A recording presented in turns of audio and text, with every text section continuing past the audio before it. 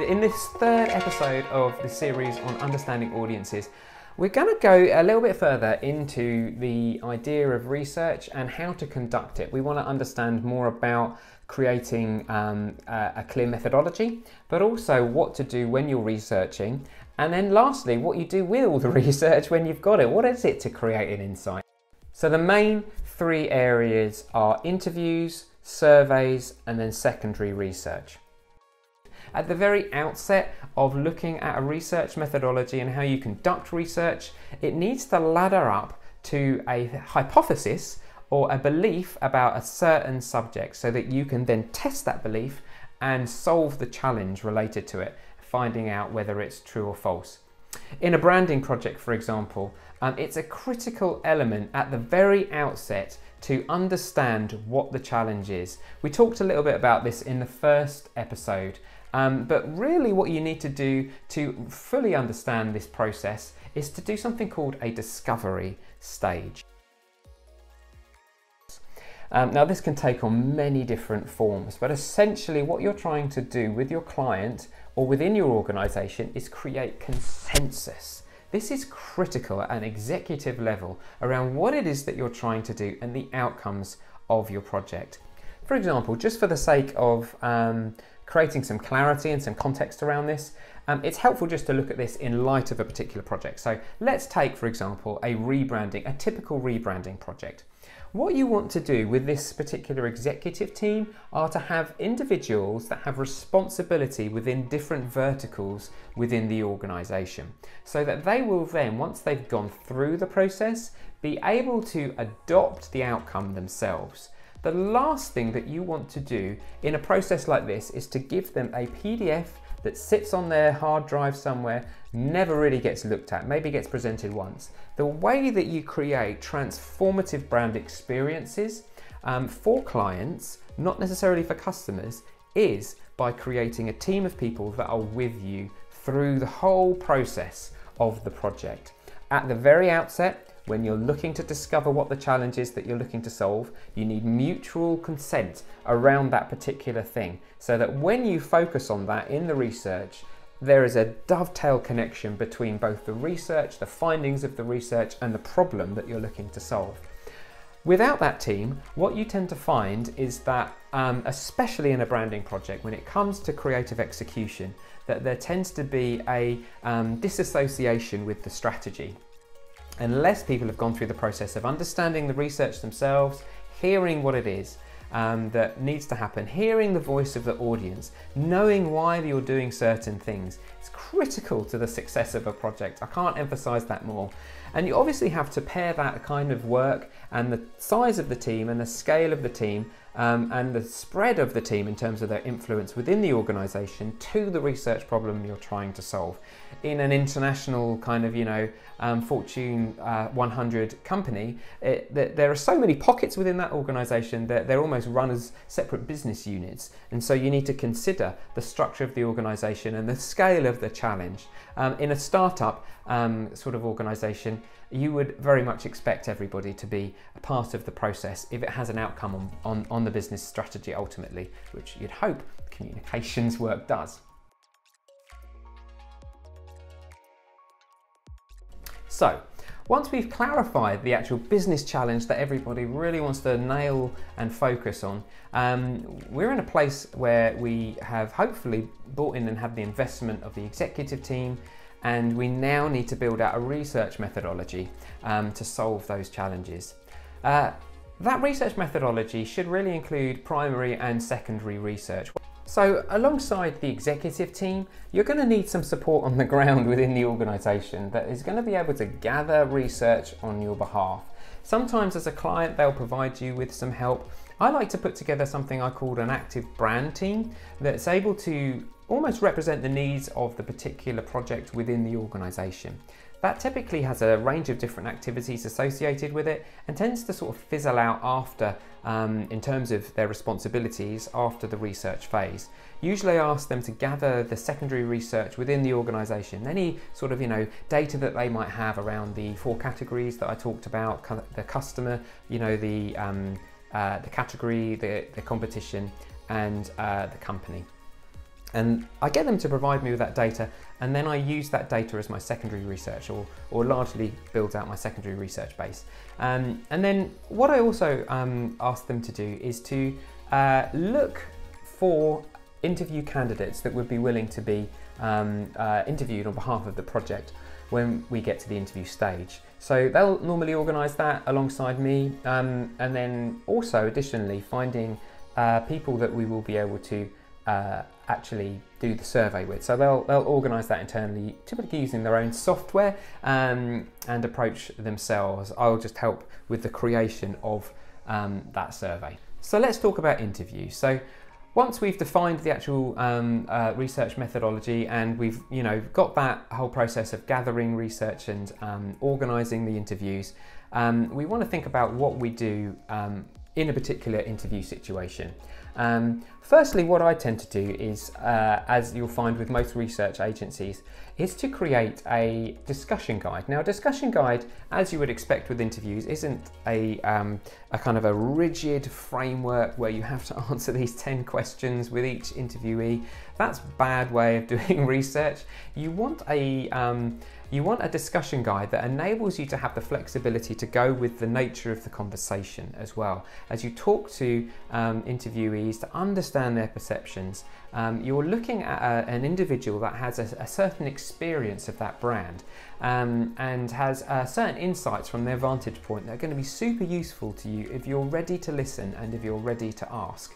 And so you have to use the discussion guide as a framework, because ultimately when you've done your 40 interviews or whatever it is that you're going to do, you want to be able to find those common themes related to certain anchored questions within your approach, right?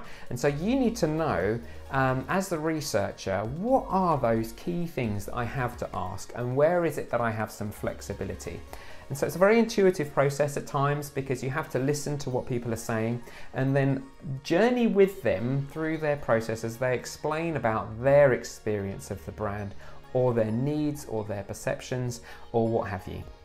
And so really that's what you need to do. You need to create this discussion guide to be able to support those conversations. Now, secondly to that, what I like to do also is to create a briefing pack. So what you want to do with a interviewee is allow them to have enough insight about what it is that the project's about. You want to be able to give them some information so that they can start to mull on it without specifically giving them questions, unless you have a legal reason to do that. This enables you to be able to conduct the interview as you like, and without them being too pre-prepared. It's helpful to kind of not give them too much of a lead, to not provide too much direction before you've actually done the interview itself, okay? If people are particularly concerned about what the interview is going to be about, feel free to adjust that approach, but typically I find that's the best one to get the most out of that, and to gather the most insights and interesting information, like juicy nuggets that you want to take from those conversations. So that's a briefing pack that you want to be able to put in and pass on to the interviewee. The other thing that you're going to want to do is also have an NDA in there. Now, you can research different NDAs to kind of find a structure that works for you, but it's a non-disclosure agreement, essentially saying that the information that they provide you with, you can then use in your research, right? So you don't want somebody who's not willing to allow you to record the interview, or provide you with no options around actually using the data, okay? And so they need to have signed on that, or at least you need to have told them the outline of it and have their verbal agreement to it, which is typically what I want. That's typically what I do. Now, another part of this is actually the conducting of the interview. Sort of prior to actually meeting with the individual, I like to put a briefing pack together for myself. I like to know who it is that I'm talking to, do some LinkedIn, a little bit of, searching on Facebook, whatever seems appropriate, just to kind of get an understanding of their position within the organisation, or if they're a consumer, just if you can find anything on LinkedIn, just to give you an understanding. Now, the reason being that you don't want to be a snoop, But what you want to be is somebody that's informed when you go into the conversation, so that you can be efficient with your question asking and also help them to feel respected and honoured by the fact that you have taken the time to understand their situation and to have, not just tick them off as another number. You'll find that it's reciprocal in the way that they tend to approach you. And so I always do that myself. It's just a simple sheet, picture of the person, so I know who I'm talking to. It just feels a little bit more human, personally. I don't know how you feel about that, but it tends to work well for me.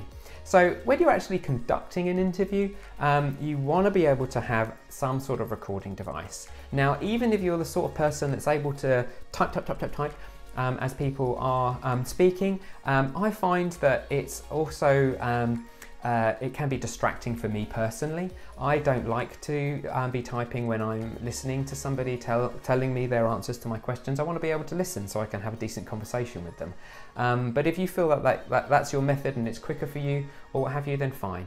But I always record and I always use two devices. I use my phone and I have a dictaphone to hand as well. The reason being that there's been a number of times when one's not worked or the other one has, and then this really important person that I'm supposed to be interviewing, I've lost their information and I have to recall it, and it's just a bloody nightmare, honestly. So I would suggest always using two recording devices when recording the interviews. And as you're conducting it, just a few hints. Just take your time, listen to the conversation, be intuitive, okay? This is where the intuition kind of comes in. You have to be, well versed in good conversation. You need to make people feel at ease so that they feel relaxed with you, and do what you can to be as human as possible. Not some sort of automaton at the end of the phone just ticking off a list. Don't do that. That's not good human tactics, right? So, they're my suggestions for how to conduct the interview. As I say, once you've got that recording, I tend to always send it off to be transcribed. I use a service like Rev, or you can find another one. They're great, affordable services that then take the audio file, convert it in a real text, and then I use those in my analysis to be able to code, to be able to find those key themes. So my suggestion is that you do the same.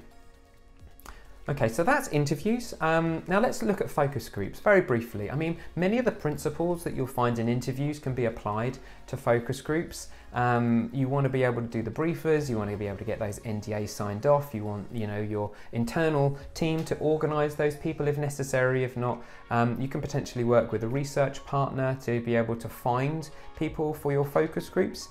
But what I would suggest that you do in focus groups is to just think about it like an interview, but also think about the dynamics are also very different.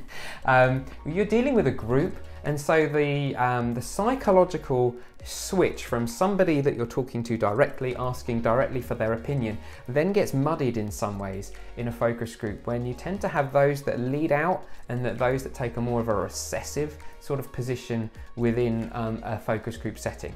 Now, it's your job as the facilitator to be able to unlock each of those and to restrict one if it's appropriate at times, to allow the maybe those that are kind of less opinionated to share their thoughts. And you have to think about the authority dynamics of a group like that. When you're interviewing teams, for example, there's been times when you have more senior people within that focus group and then more junior people as well. And the more junior people are obviously going to be more cautious around their opinion sharing than the more senior. And the more senior people are going to be more concerned about how they're coming across within those groups. And so you have to think about the power dynamics there. And there's been times when I've had to stop the more senior person talking simply because they would always talk first, they would always share their opinion, and it directed the more junior members of the team to be able to share their opinion. So you just have to really think about how to manage those groups. And then make sure that, again, in the same instance with creating those list of questions in your kind of discussion guide, you've got those core questions that you feel comfortable asking that have to be answered every time. But then you also have those secondary ones, because in some groups, as with interviews, you're going to find that they're really chatty and they like fire off each other and there's loads of chemistry. And in other ones, there's going to be a time where it's going to be hard and you're not going to get many responses, or the responses that you're going to get back are going to be one-word answers.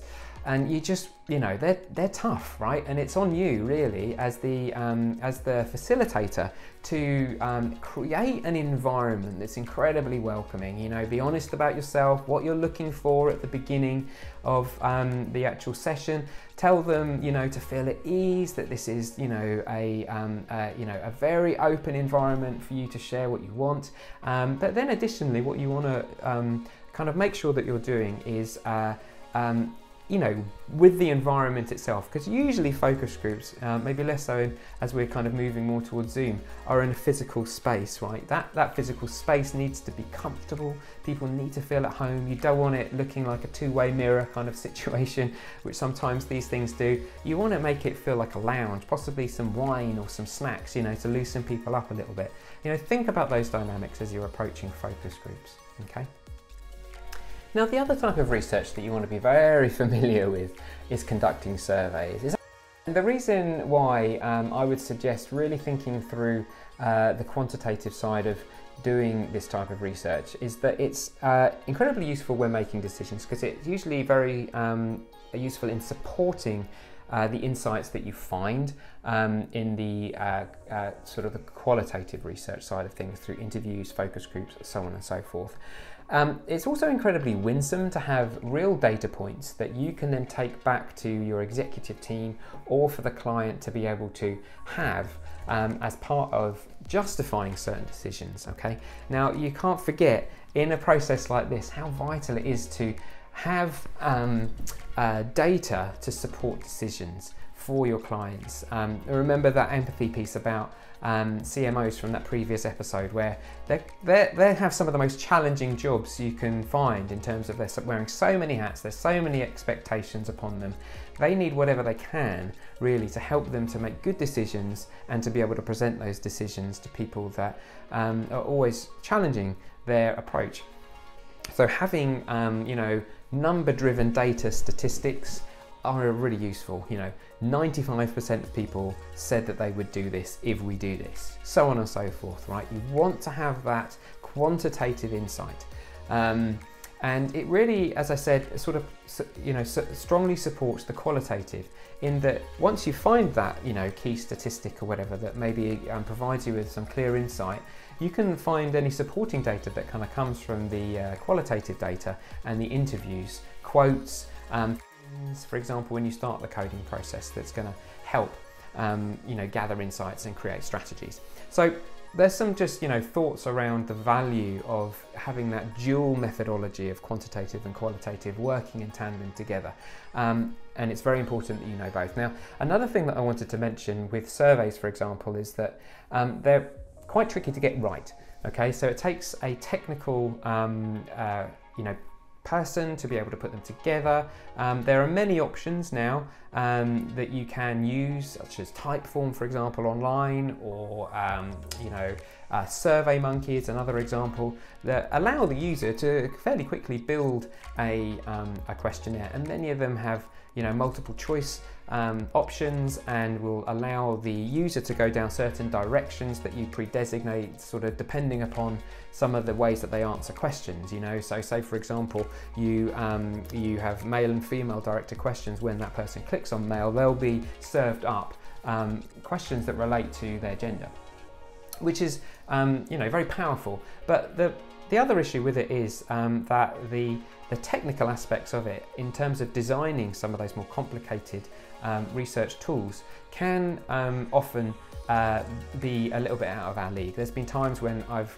you know, looked at having to create surveys that had, you know, geographical dependencies, gender dependencies, role dependencies, and then it just got into a big mess.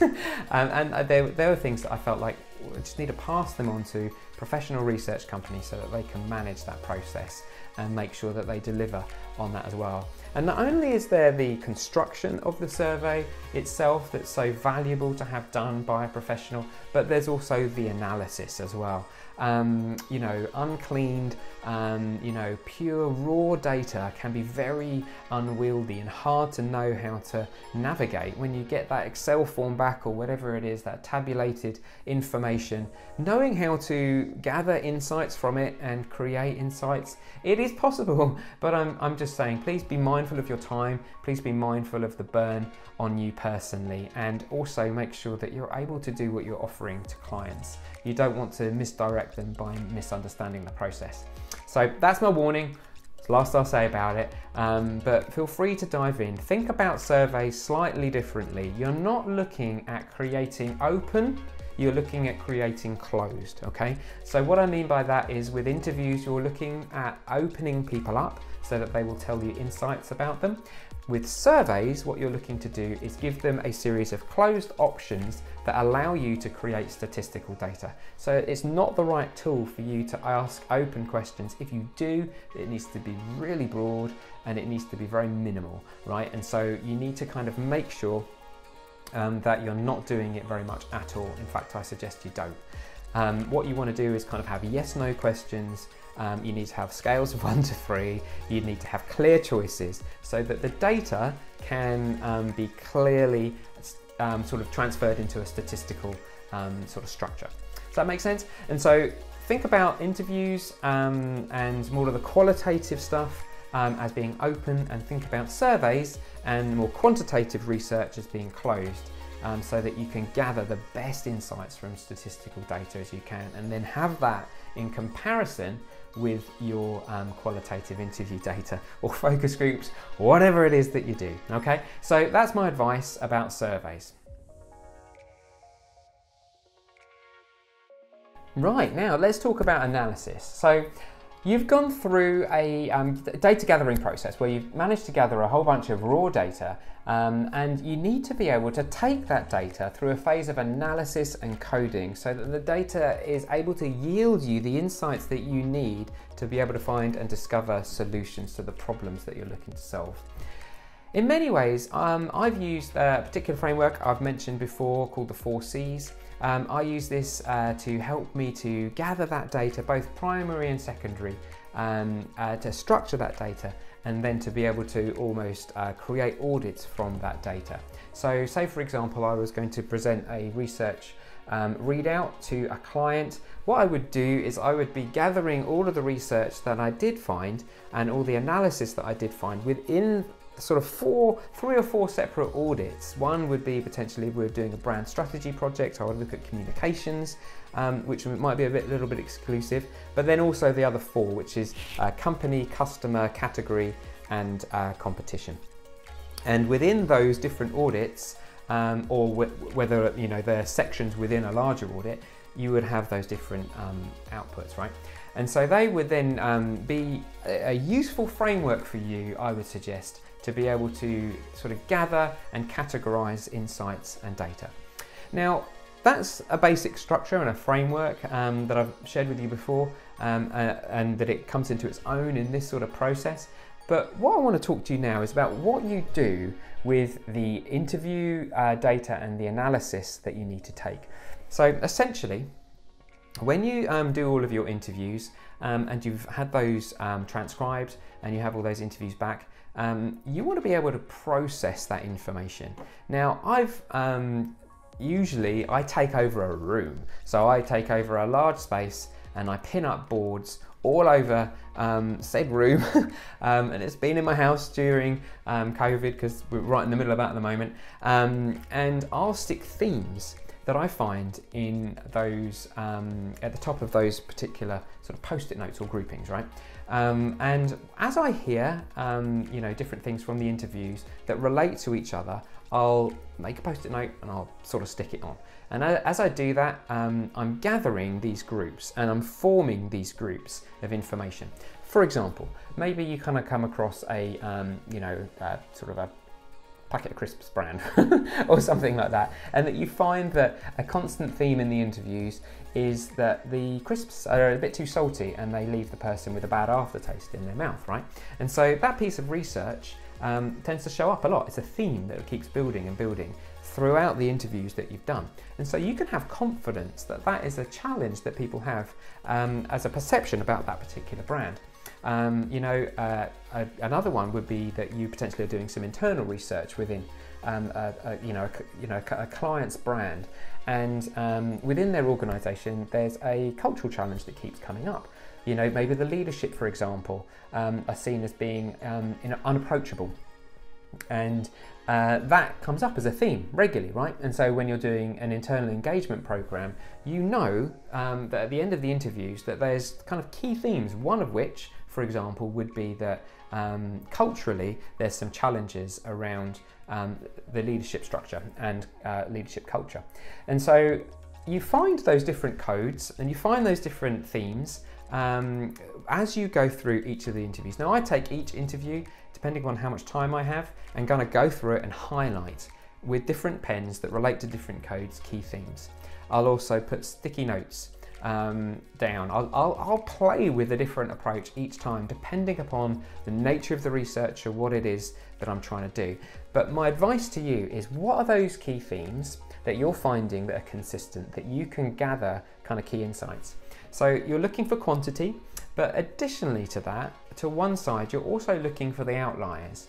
You're looking for the things that are surprising, that kind of come up through the research, that maybe get mentioned a couple of times, but are like, that's a nugget that you don't want to lose. That's something that's so important to this process that I need to gather that and dig into that further, right? And so my suggestion would be to consider those two things. What are the consistent themes that keep coming up through the interviews or the focus groups? But then what are the outliers, the things that are surprising, the things that would lead to an unexpected insight about that particular brand, right? So watch out for those two elements. So surveys. So when it comes to reviewing the surveys, if you haven't been provided a report by the research company, maybe you didn't go down that route, maybe you're doing it yourself, you need to be able to, I find, take the raw data that you get given. If you don't use a program, for example, that gives you sort of data visualizations and presents you with some sort of reporting system, you need to be able to do that. Now, you can use tools like Tableau, you can use tools like Excel to take the data from the raw data and then plug it into these programs and create tables, charts, graphs, whatever it is that helps represent the information that you are being presented with, right? So the first thing that I will tend to do is to look through the raw data, and I'll look for those different ways of presenting the data. And then I will then take those elements and I will start to use those as ways to be able to make notes. And I'll tend to have a kind of a notepad or some sort of way of creating thoughts as I'm going through that research. And once I've done that complete analysis, I will put that into a presentation like PowerPoint or something like that. And I will look to analyze data against each other to find key insights. I'll look to just look at the different pie charts or graphs or what have you to see what it is saying about the challenge that we're looking to solve. So now that we've done our analysis, we found those key themes, and we're able now to put it together in some logical way. What I've talked about is independent analysis of both qualitative and quantitative data, right? And what we need to do is bring that research together in a meaningful way. Now, I've mentioned to you the 4 C's as a way of bucketing that research at the start of the data gathering process, but I also would suggest that you potentially use that or a similar framework for then sort of analysing the data as well and going through each of the insights and putting them into some logical order. Right, your job really as the strategist is to take this overwhelming data and gather it together in a meaningful way so that the client and those on the executive team are able to see with crystal clarity what needs to be done. So your job really is finding that those key insights that will enable your clients to be able to make those decisions. So the way that I tend to do that is through a process of reduction. So under each of the different 4 C's categories, I'll offer up at the end of those key insights that kind of come from the research. And once you've got that over 4, you can kind of gather those kind of key insights and say, well, what is this telling us?